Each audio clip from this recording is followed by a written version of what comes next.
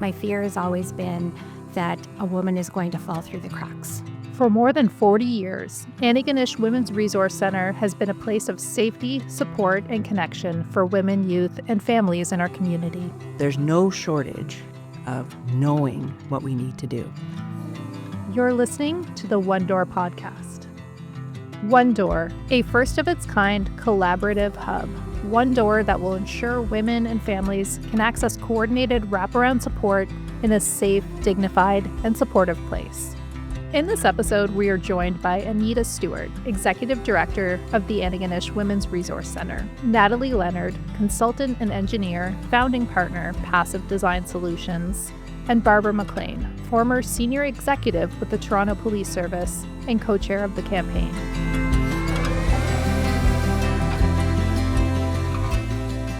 Anita, I'm going to start with you. You've been Executive Director of the Antigonish Women's Resource Center. You provide advocacy and support for vulnerable women and families.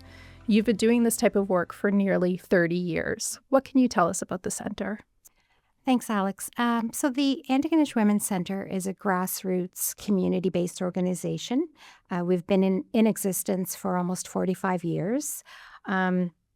We serve the communities of Antigonish and Guysborough, so our catchment area is quite large, and when we're talking about Antigonish and Guysborough, it spans into numerous areas that are quite rural.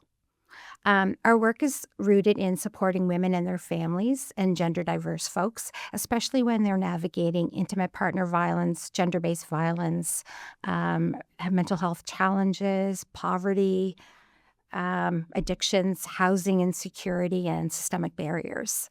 Yes, and I'm told you have quite a large team offering a range of services. Can you tell us a little bit about the programs offered at the center? We do have approximately 24 staff, and on top of the 24 staff, we have approximately 15 SANE nurses that are contracted. So programs, that's quite a mouthful. We offer a lot of programs and services.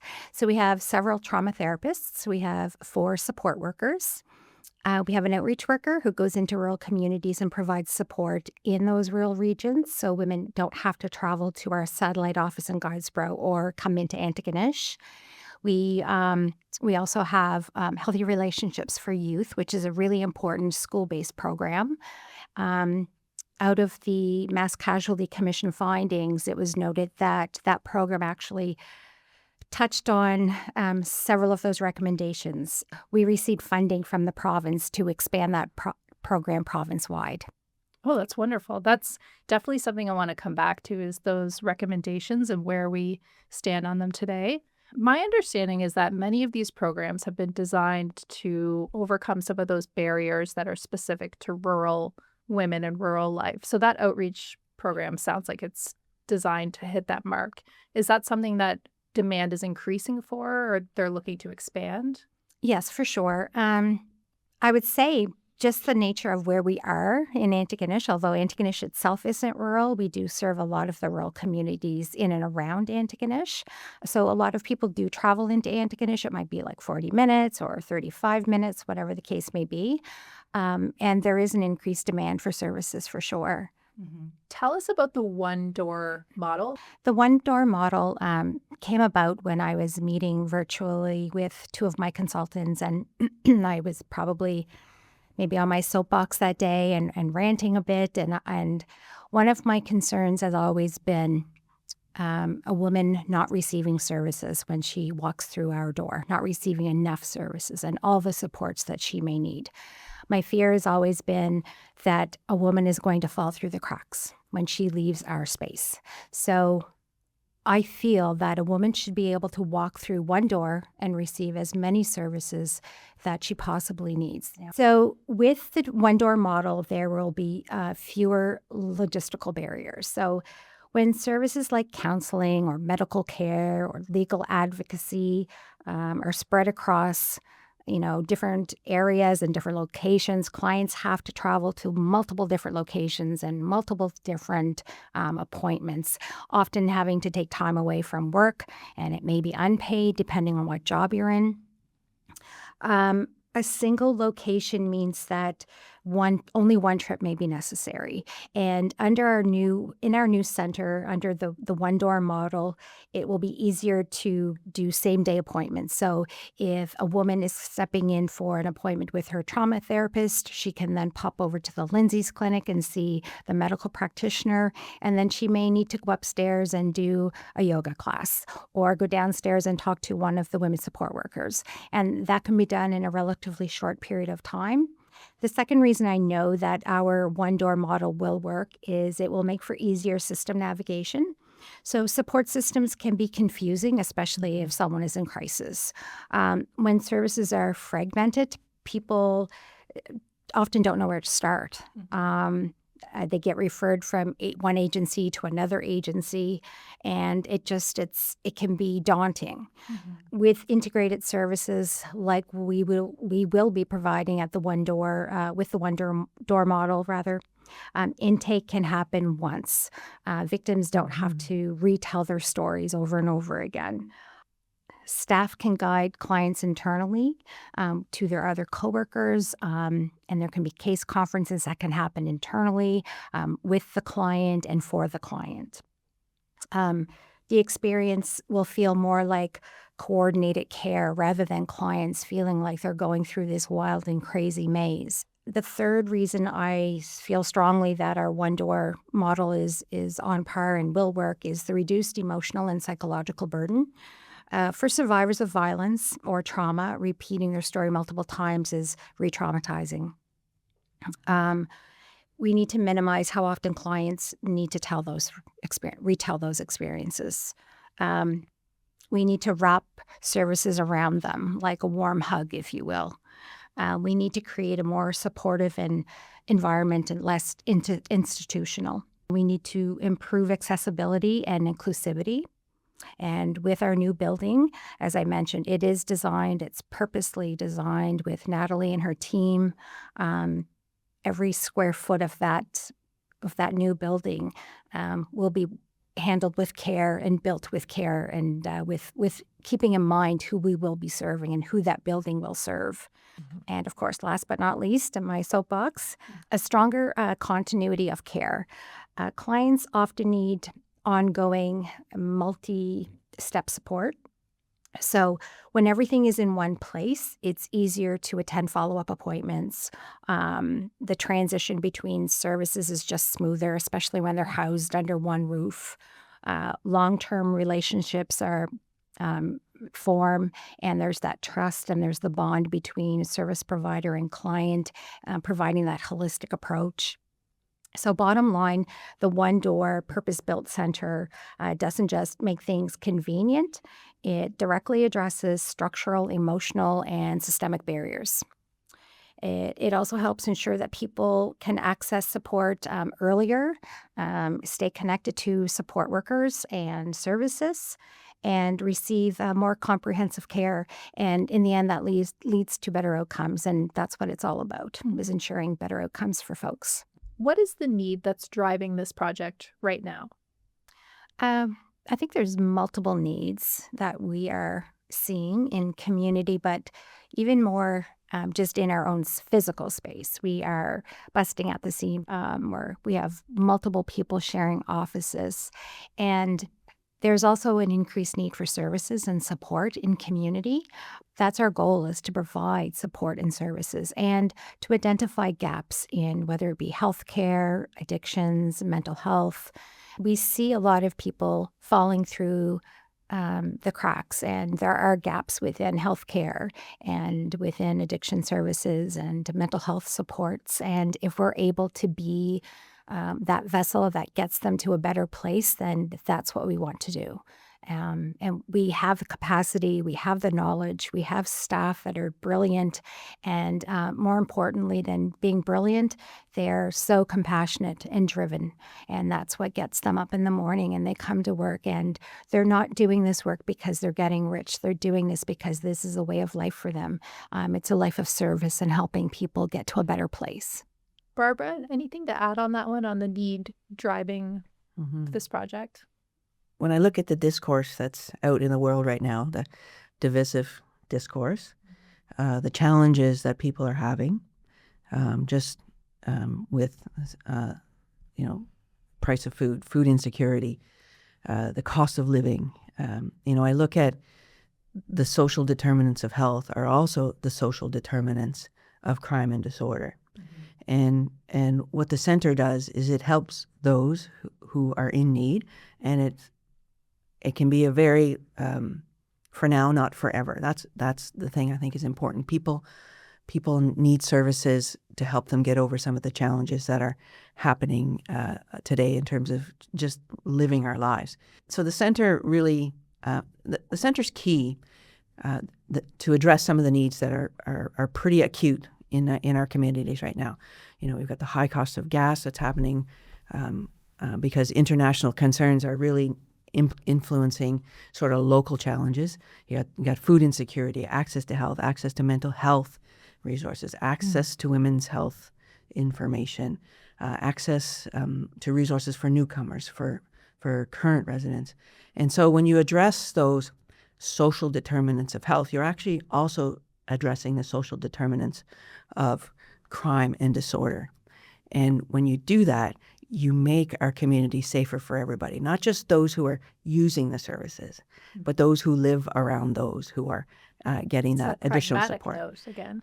It's like a force multiplier. The Women's Center is a force multiplier in terms of actually helping people so that they can become productive members of our communities, which just benefits everybody in the long run and in the short run too. So, yeah, and it's hard work. It's human services. Public service is a calling. The staff at the center that I've had the privilege of seeing their work, hearing about their work, being around them, like they are just, they are public servants that are doing such important work that, I'm really thankful to be a part of just sort of, shining a light on what they're doing and letting people know that what they're doing is important and it's having a very important impact on our communities. In your experience, Barbara, the police and this type of work, where do systems fall short when meeting the needs of women who have suffered from violence? Yeah, there's so many gaps. But what I'll highlight two, I'll say. One, I sort of mentioned briefly, is sort of that need to recognize the importance of the work that they're doing. A number of, my language would be crime and disorder issues happen in communities that don't get reported to authorities for lots of reasons. But the centers, like the Antigonish Women's Centers, they get told about it. They deal with it. Because not everything requires a law enforcement response. So I think that's a gap.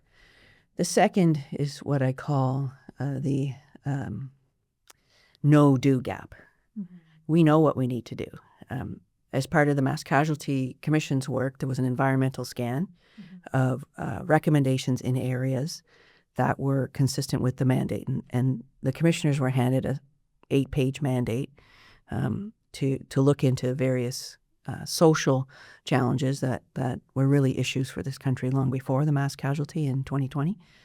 So as part of the Mass Casualty Commission's work, they did an environmental scan of recommendations that were applicable to the mandate that was handed to the commissioners by both the federal and the provincial governments. They were told not to redo the work that's already been done. And what is I'll say for me personally frustrating about that is we know what to do. There were hundreds of recommendations that existed already in the areas that contributed to the mass casualty. So there's no shortage of knowing what we need to do. It's the wherewithal to take action to address those systems. It's not a quick fix here. It's not a grant here.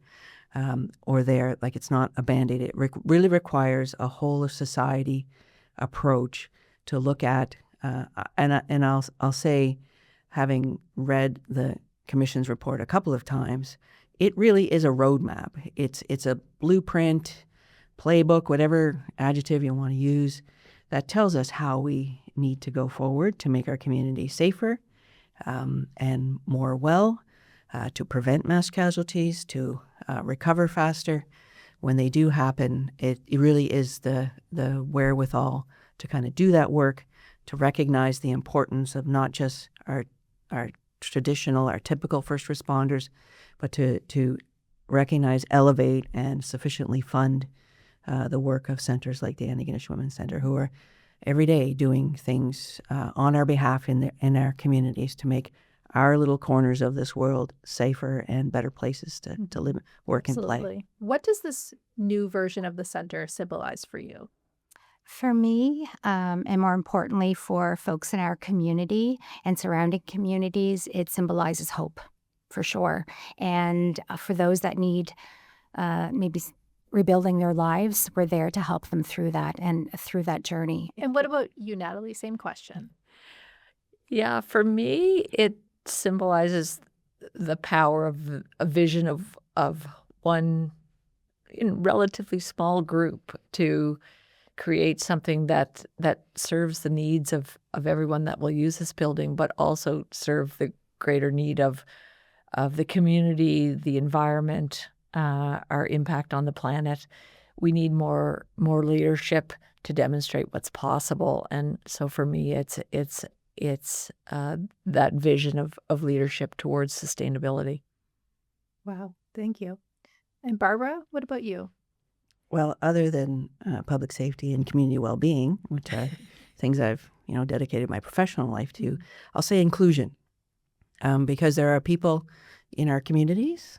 There are people who come to our communities that don't have the opportunities and resources required. They need some support, and again, the mass casualty showed when people are marginalized, you create a target group for predators, but you also create a group of witnesses who don't come forward because they don't feel like they'll be believed.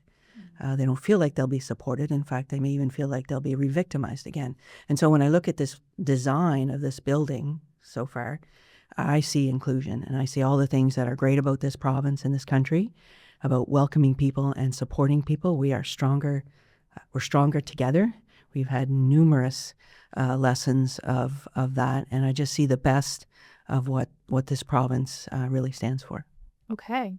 That reminds me of one line that stuck out to me from the Mass Casualty Commission report was that women fear not being believed, kind of above all else in some of these cases.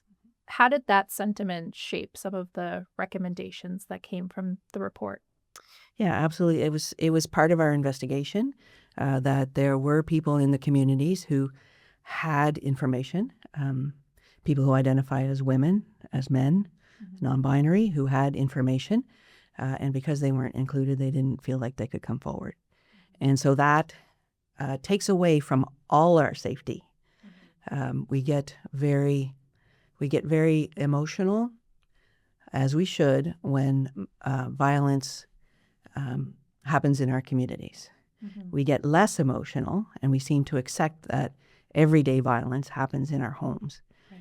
And the research is showing that while not everyone who grows up in a violent home becomes a mass casualty perpetrator, but those who do have had violence in their home. And so the commission was very clear about making pathways and on-ramps.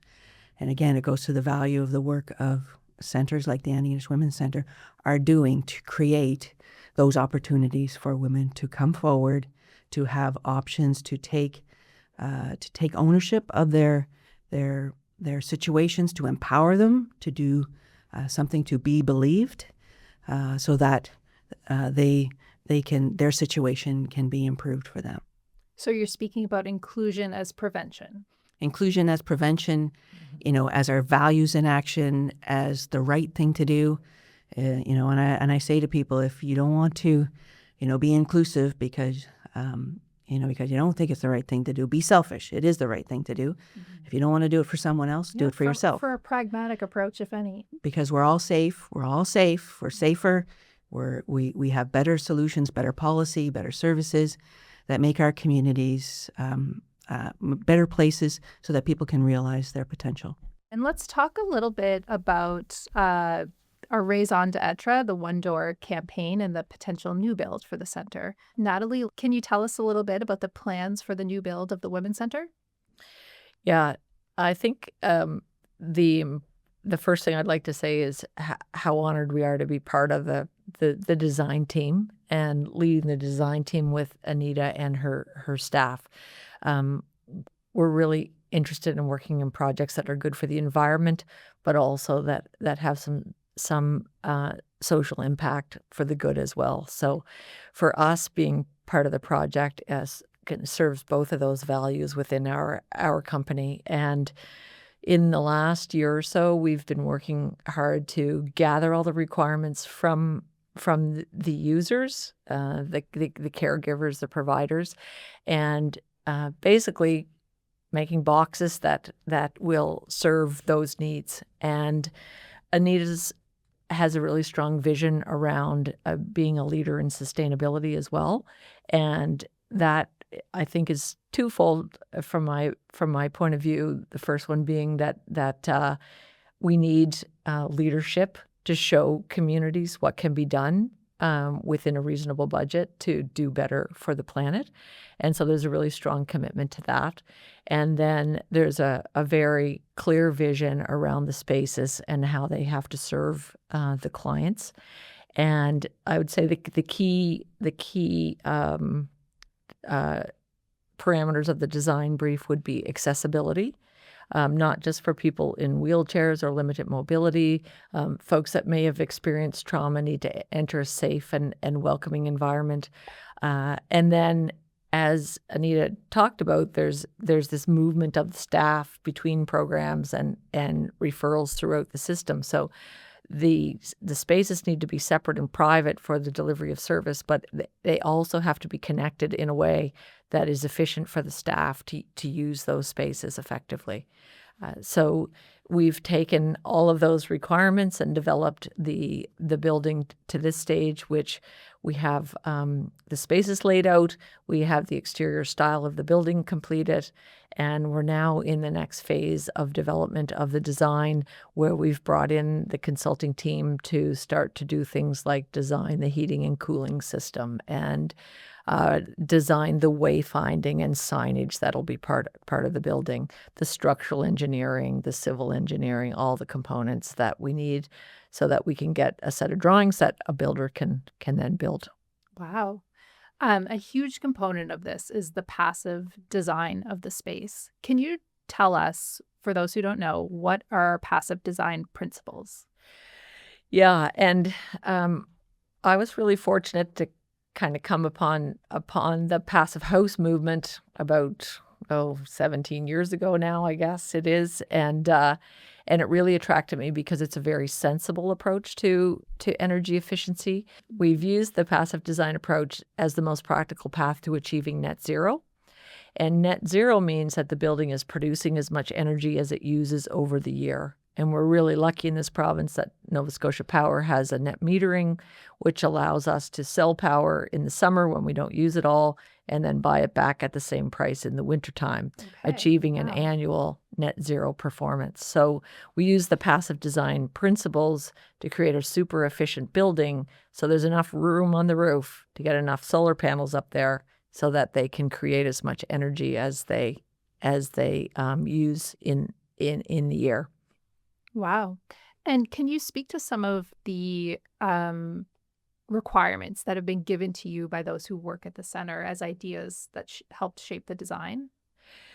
Yeah, I think there's a number of, and Anita may be able to pitch in here as well, but from my perspective, a number of factors. One is that of accessibility. So there's very strict building requirements around that, but there's also an added layer of accessibility. To me, that starts with parking. This building will have plenty of parking. In the current location, parking is quite a challenge for folks, especially when people are coming in from rural areas. Everybody knows where the old Tim Hortons was in Antigonish, so it's easy to find. Very central. Yes, exactly. And then from there, it's around creating very private and secure spaces for the different programs. and connecting them together. So, for example, the Lindsay Clinic has an entrance that's not visible from the street. So people can come into the parking and enter through an entrance that's completely private, so someone driving by doesn't see them going in for that service. So some of the programs have their own entrances. Some of them come through a reception area, but they're all connected through a central hall that circulates the entire building. The next thing was making some space for expansion, because Anita sees that as things go forward, they keep growing, the need keeps becoming greater and greater. So to design a building now that may not serve the organization in 5 years would really limit their ability to grow their services. So the second floor of the building is more for expansion. Those spaces may be rented out in the meantime to other community services that have shared values with the center, but it gives that space for expansion. And there's a private entrance in that an elevator can take you up to that space without having to circulate within the existing services spaces.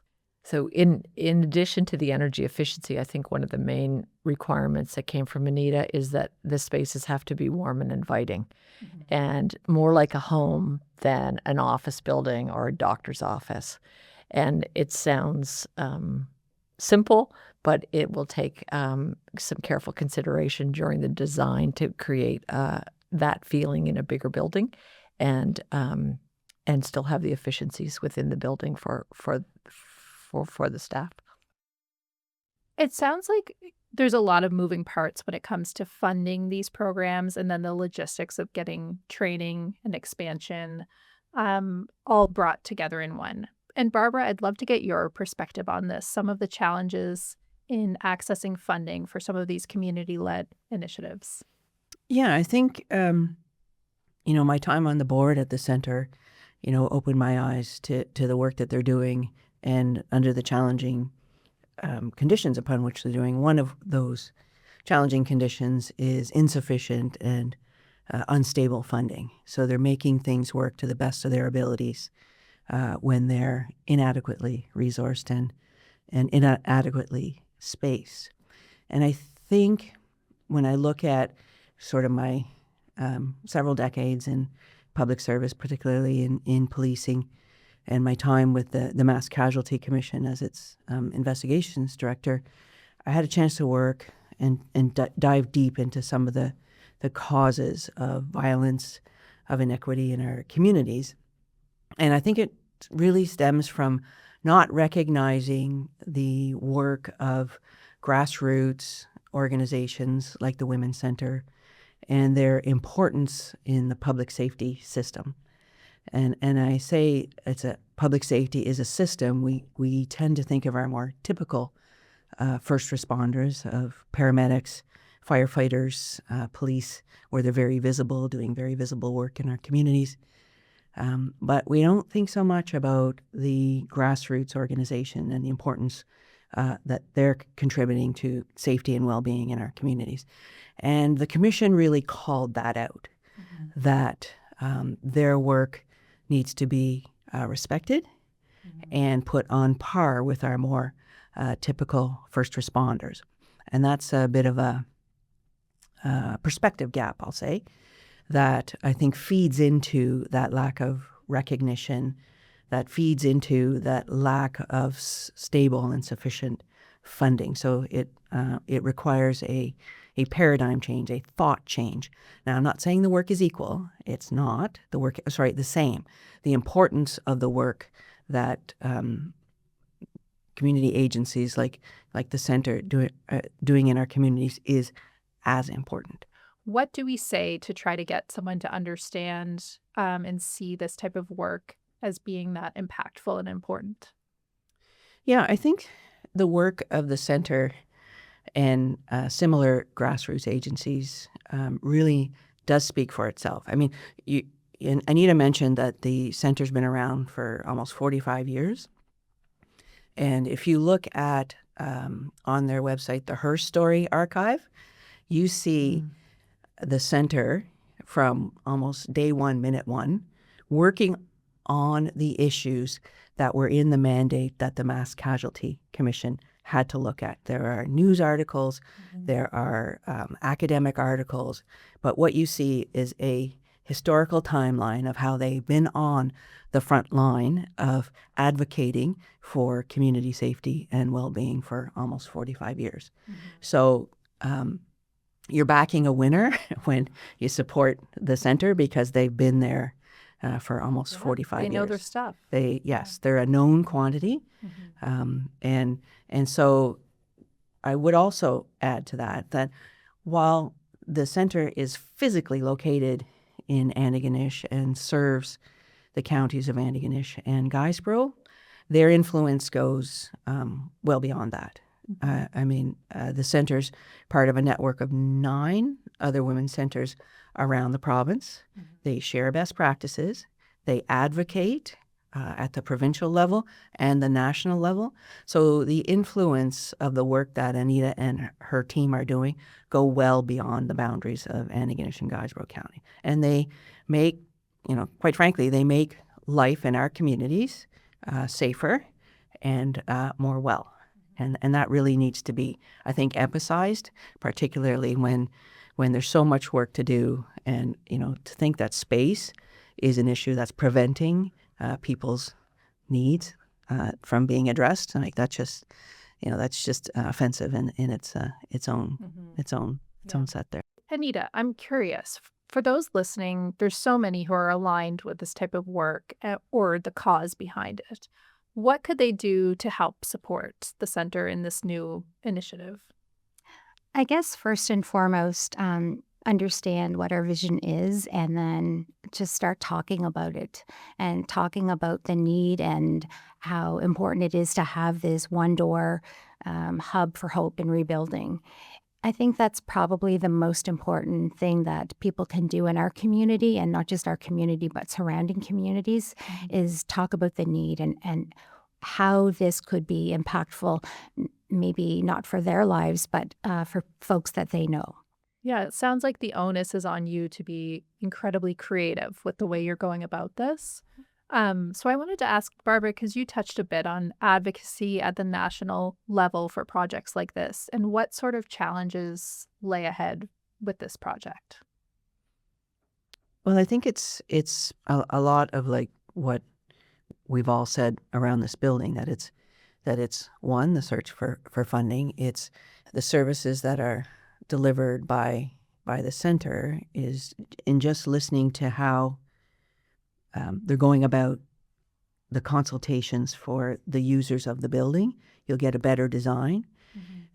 Policy-wise, when you consult with all the stakeholders, you get a better policy. And one of the things that was called out by the commissioners as well in their report was the urban bias toward policymaking. And so, again, when you speak to all the folks who are the end users of the services, or who are receiving the services, who are delivering the services, you get a better idea of what's needed, and the voice of the center is front and center to that conversation about what's needed, not just in Antigonish and Guysborough, but like I said, on the provincial and the national stages as well. Anita, this is a $5 million capital campaign that we're embarking on for this new build. It's time now, is my understanding, for the federal and provincial governments to step up with what they can provide so that you can plan for it. Can you speak to that funding For sure. navigation a little bit? For sure. So last year at our AGM, we did a very soft launch of a capital campaign, just, putting feelers out there, letting folks know in the community what our plan was going forward. And we started probably late fall-ish. And in that short duration of time, we were able to secure enough funding to secure renderings from Passive Design. And they've been wonderful to us working with them. You've had some community organizations in the Antigonish area that supported you at that time, right? Absolutely. We did have a lot of support. People are really excited about this new build. They loved seeing the picture at our AGM of what the new building will look like and on the site. So we are calling upon the provincial and the federal government to please support us. As Barbara said so eloquently, that I'm not doing this because it's something I want to do. It's needed, and it's needed now. Probably it was needed years ago, but here we are. And I do call upon all our provincial folks and federal folks to get behind this project. We are in conversations. We've had multiple conversations. It's time to make a commitment to a very worthy and needed project. Mm-hmm. And it seems to me from our conversation that the concept behind this is very well documented. It's things that the governments have already committed to doing in mandates. Mm-hmm. It's not like it's a new concept to them.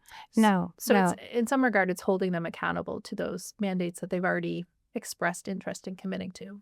And what a great win for Nova Scotia to have this beautiful building that's supporting so many folks in so many different ways. Our province truly could be a leader, and the potential is there to be a leader.